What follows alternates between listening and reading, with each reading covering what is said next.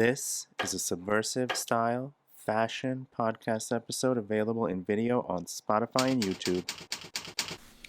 Welcome to the Subversive Style Fashion, Beauty, and Lifestyle podcast. I'm your host, Perry Uwanawich, and the designer of Auric Wear. I am wearing the Seed of Life men's or unisex tank top with the design of the Seed of Life. I am the designer of all the artwork, and they are available for men, women, children, youth, and even babies in different colors and styles. Shop auricwear.com or visit etsy.com/shop/auricwear. Today's episode is about DIY style, and although I am the designer of this tank top, we're really discussing sewing. Today's episode is on DIY style, sewing, drafting your own blocks, and making your own patterns versus using store-bought patterns or printing patterns online. And I will be discussing design details and components of the jumpsuit that I'm wearing. Because this podcast also includes video on Spotify and YouTube, you will be hearing sewing machines, and I will be discussing things which appear on the screen, so either visit the SubversiveStyleBlog to follow along or watch it on Spotify or YouTube. You can, however, feel free to listen and just view the accompanying post. To the atelier! DIY style is something that can be familiar to many of us or may be foreign to others. If you've ever personalized your own accessories or clothing, you're a step ahead. We all feel drawn to an article of clothing or accessory, most often for a particular feature or detail that makes it particularly useful or attractive to us. In other cases, we're drawn to trends and brands due to the exclusivity or the modern notion of hype. But what if you could make it yourself? Would you still be willing to spend $1,000 or more over the cost of goods just to sport that brand name? I wouldn't, and in the case of my Prada boot dupe project, I decided it would cost less than 10% to DIY these boots myself. And after all, these boots are made for walking.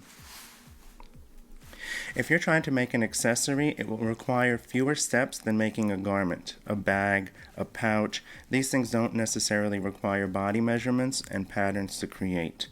In the case of the pouches I made for the Nada Prada boots, I did create a rough paper draft of the pattern pieces just to get the sizing and look right, and I placed those little pieces of patterns onto the boot so that I would be able to gauge how I felt the proportions looked. But when I made the messenger or tote bag in some previous YouTube videos, I simply decided on the dimensions and drew the shapes out on the wrong sides of the fabric using tailor's chalk. You may choose to use a fabric-safe marker, but be sure to test that it does wash off or iron off depending on the instructions. Patterns. Patterns are like a blueprint and instruction manual for how to make something using fabric and sewing or serging to piece the different parts together. You can buy a commercial pattern, print one you find online, or draft your own block from your exact body measurements. So what's the difference? Buying a pattern. Although buying a pattern seems like it would be an effortless task, you still have to do a lot of cutting, and it's not necessarily easy and breezy by any means. Instructions can be confusing, the pattern paper is rather flimsy and delicate, and it's presumed that you have a sewing prowess under your belt.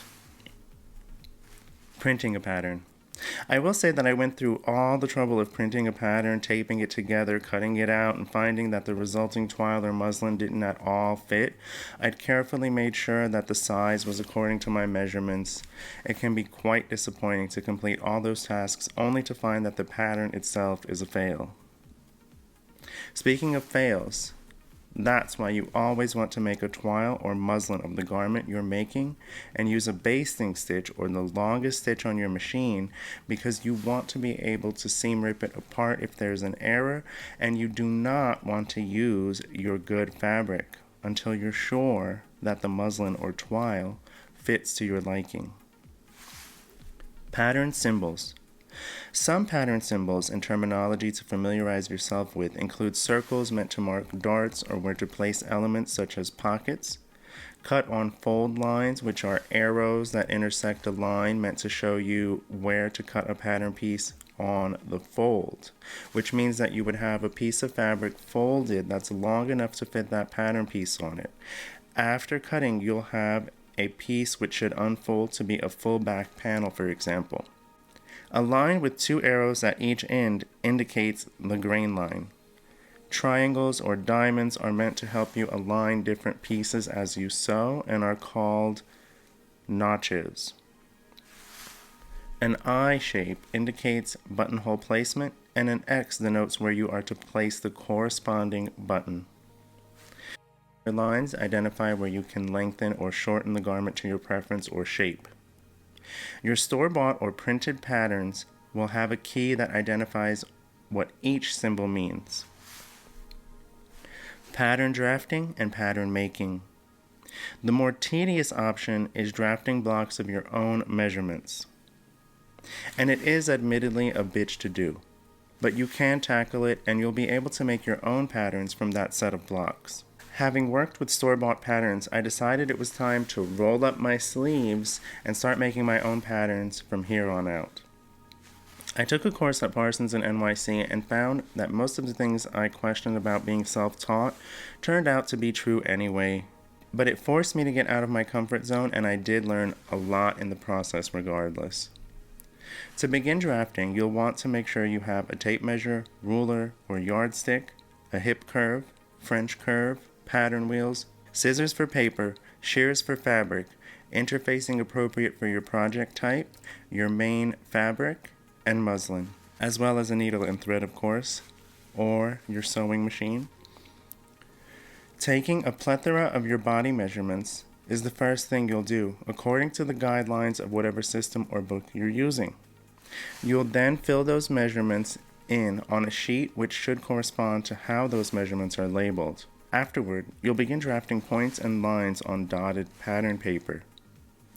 Side note, it's numbered and lettered. Don't get confused. If ever you feel like something doesn't look right, double check your work. It's okay to erase and redo parts of your draft because you want a perfect fit, and this is what you're going to use to create all of your patterns from. So it's essential that you do this at this step in the process. Don't fret. I found this process to be arduous and tedious, as I did it for both a female dress form in class and then my own body at home. Creating a pant block and shirt block, which I then combined into a jumpsuit pattern. After you've drafted your block, cut it out in muslin and sew the pieces together using a tacking length, using the longest stitch on your sewing machine. Test the fit of the block by not only looking in the mirror, but photographing and video recording yourself. If you don't have someone to assist you, try propping your phone up or use a computer web camera. You'll want to look for fit issues like wrinkling, drooping, and unwanted drapes, as these can signal something is too long, too short, too tight, etc. After you've finished your block and are satisfied with the fit, you'll want to add seam allowance and ease for the finished garment you want to create, and note whether your fabric is non-stretch woven or stretch, as it will determine how you adjust ease. Ease determines the overall look of the garment, but also allows you to move and breathe in it. It's easy as a beginner sewist to try to make the most tight-fitting garment thinking that means it's made for you, but that's not something that's comfortable to actually be in. Design details. If you've gone the route of drafting your own block and making your own design, you'll want to consider all of the design details, from closures to pockets to seam types and seam finishing. I purchased a used Juki for a steal and decided my first project would be a jumpsuit with quite a few pieces. Flap closure cargo pockets, single welt zip pockets, slant pockets, convertible collar, shirt cuffs, sleeve straps, epaulettes, zip closure with fly shield, and wanted to use all flat felled seams. Don't go all out on your first project. Make a tunic, a top, something simple. That includes your fabric selection too. Stretch is the most forgiving of fit. The more difficult fabrics to work with are said to be chiffon, velvet, satin, and the unforgiving nature of leather, suede, and vegan leather or PU, because you can't redo a seam as the holes are forever. I've either had great luck or was well read enough to tackle these fabrics, so know that you can work with any material once you're comfortable with the basics. I have mostly worked with non-stretch wovens. You'd think that after working in a factory setting and sewing thousands and thousands of items in a day, it would be a snap for me to move on to constructing garments. But something about a production line and repetitive action makes things move very quickly and efficiently versus completing each task sequentially. So don't fear that you can't do something if you haven't done it before, or even if you can't find a tutorial. You can tackle this project. Before you cut, have you added or accounted for your seam allowance and ease? You should double check. A store-bought or printed pattern will indicate how much seam allowance and ease, if any, is included. If you've created your own block, you must account for these yourself. Some ease is included when drafting most measurements, and it will be noted in the instructions. Iron your fabric before cutting, if your fabric can be ironed. It's always a good idea to cut all of your pieces for an entire project or parts of that project so that you're not cutting two of the same side, for example. In my course, we were taught to cut each piece individually, but old habits die hard, and I'm used to cutting on the fold, cutting 2 layers of the fabric to get both left and right sides done in one go. It does help to write a W on the wrong side of fabric pieces if it's hard to differentiate the front from the back or the right side from the wrong side of that particular fabric. Grain line. You want to be aware of your fabric's grain line, cross grain, and diagonal grain depending on what your project calls for. The selvage, a strip at both ends of the length of fabric that looks different from the rest due to how it's woven, will help you determine the grain line. I came up with a way to remember this. Right to left is the weft. From the top, make it drop, that's the warp. Closure.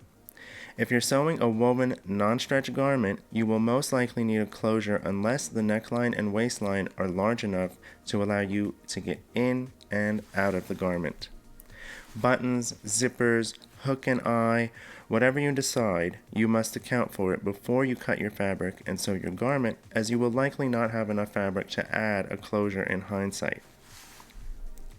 Before you sew, I recommend you write down the steps you need to take before constructing the garment, particularly if it's a complicated design or requires different pieces to be interfaced, such as collars, cuffs, welt pockets, etc. It helps to watch videos on how to construct certain garment details or components if you can't visualize how to execute something. You should take a scrap piece of your final fabric and make sure your sewing machine and bobbin's tension are set for it, as this will change for each fabric, and decide whether you're happy with the stitch length, which should be around 2 to 3 millimeters for your true garment. Decide what types of seams and seam finishing you want to use. If you're using a stretch fabric, you'll want to use an overlock or serger if you have one, but you can use a zigzag or stretch stitch on your machine if it has one. The problem with the lock stitch or straight stitch is that it cannot accommodate the stretch of the fabric, and cotton or all-purpose polyester thread will most likely snap if that fabric is stretched to a certain extent. Depending on how much stretch your garment is meant to have, you can use a stretch thread in the bobbin wound by hand. You must finish the seam if you intend to machine wash it, and can choose whichever type of seam finishing you prefer. Overlocking, binding, a flat fell, or some good options that will ensure durability. Once you're comfortable with sewing garments, you can also opt for French seams, which will enclose the raw edges, but they require comfort in calculating your seam allowances. Here we sew. It's time to sew. Don't be nervous. You should have had at least some practice by this point, at least with your muslin or twill. Take your time, but know that most crafters procrastinate and get caught up. Get over it. I've been sewing since I was a toddler, and I still make mistakes. It happens. Sewing does unfortunately require patience. If you're using a commercial pattern or one you printed, just follow the steps if you're a beginner. Once you're comfortable and gain experience making collars, plackets, etc., you can feel free to jump around or construct different pieces of the garment as you see fit. You'll know you've succeeded when someone asks about what you're wearing and doesn't believe you when you say, "I made it myself." Listen to my previous episodes on Fashion Week and see my post on Fall 2022 and Menswear Fall 2022 at subversive.style fashion, beauty, and lifestyle blog. You've been listening to the Subversive Style Fashion, Beauty, and Lifestyle podcast. Thank you for listening. I'm your host, Perry Uwanawich. Make sure you subscribe to Subversive Style Podcast and stay tuned for more fashion, beauty, and lifestyle. The next episode will be something special on beauty. Remember to shop Auric Wear if you have enlightened style.